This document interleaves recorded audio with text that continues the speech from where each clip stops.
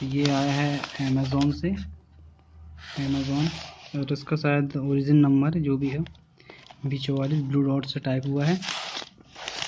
और ये जस्ट अभी मेरे पास आया, और ये इसका कोड है। उसके बाद ये पैक है,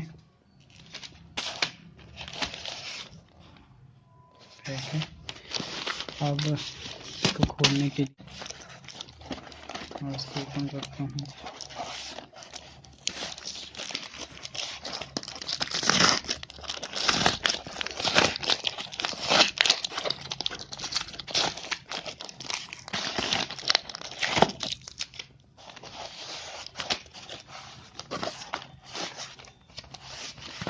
ये निकला,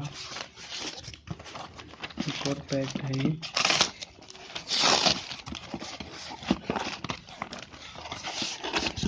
खड्डा नहीं आ रहा।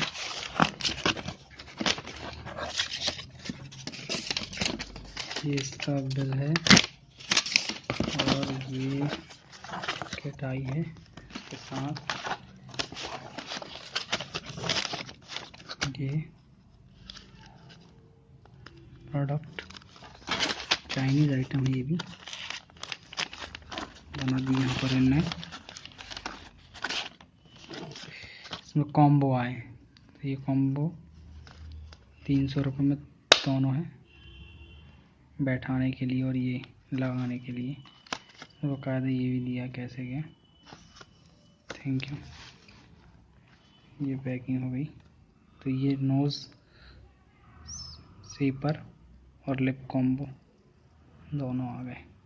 ठीक है, धन्यवाद।